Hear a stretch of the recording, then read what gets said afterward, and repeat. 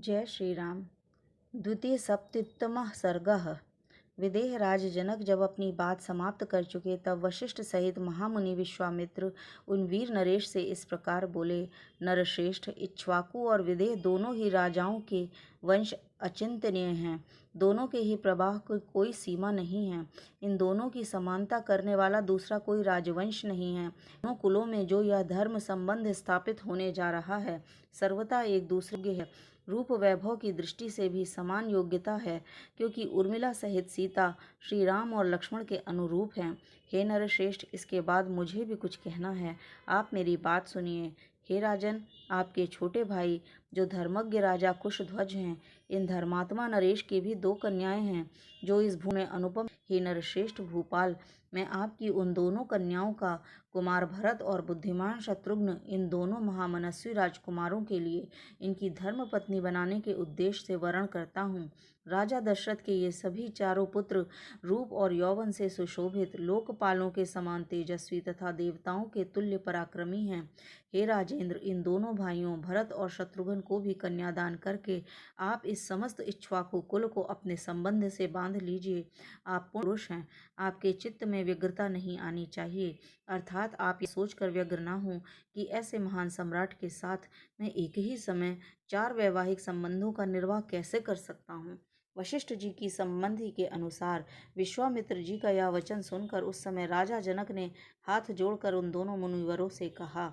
मुनि पुंगवों, मैं अपने इस कुल को धन्य मानता हूँ जिसे आप दोनों इक्ष्वाकु वंश ने योग समझकर इसके साथ संबंध जोड़ने के लिए स्वयं आज्ञा दे रहे हैं। आपका कल्याण हो। आप जैसा कहते हैं ऐसा ही हो। ये सदा साथ रहने वाले दोनों भाई भरत और शत्रुघ्न कुशध्वज की इन दोनों कन्याओं में से एक एक को अपनी धर्मपत्नी के रूप में ग्रहण करें। हे महामुने, ये चारों महाबली राजकुमार एक ही दिन हमारी चारों राजकुमारियों का पाणी ग्रहण करें।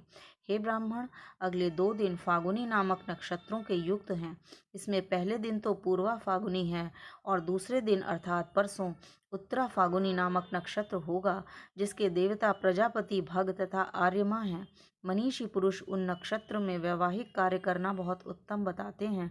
इस प्रकार सौम्य मनोहर वचन कहकर राजा जनक उठकर खड़े हो गए और उन दोनों मुनिवरों से हाथ जोड़कर बोले।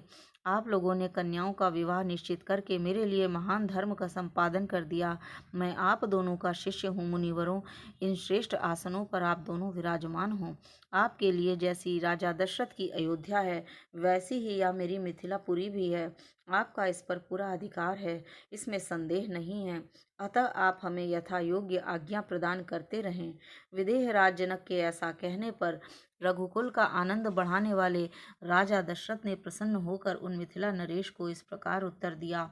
हे मिथिलेश्वर, आप दोनों भाइयों के गुण असंख्य हैं। आप लोगों ने ऋषियों तथा राज समूहों का भली भांति सत्कार किया है। आपका कल्याण हो, आप मंगल के भागी हों। अब हम अपने विश्राम स्थान को जाएंगे। वहां जाकर मैं विधि पूर्वक नांदी मुख श्राद्ध का कार्य संपन्न करूंगा। यह बात भी राजा दशरथ ने कही। तदनंतर मिथिला नरेश की अनुमति लेकर महायशस्वी राजा दशरथ मुनि श्रेष्ठ विश्वामित्र और वशिष्ठ को आगे करके तुरंत अपनी आवास स्थान पर चले गए। डेरे पर जाकर राजा दशरथ ने अपराह्न काल में विधि पूर्वक आभ्युदयिक श्राद्ध संपन्न किया। तत्पश्चात रात बीतने पर प्रातःकाल उठकर राजा ने तत्काल उचित उत्तम गोदान कर्म किया। राजा दशरथ ने अपने एक एक पुत्र के मंगल के लिए धर्मानुसार 1-1 लाख गौएं ब्राह्मण को दान की। उन सबके सींग सोने से मढ़े हुए थे। उन सबके साथ बछड़े और कांसे के दुग्ध पात्र थे। इस प्रकार पुत्र वत्सल रघुकुल नंदन पुरुष शिरोमणि राजा दशरथ ने 4 लाख गौओं का दान किया और भी बहुत सा धन पुत्रों के लिए गोदान के उद्देश्य से ब्राह्मणों को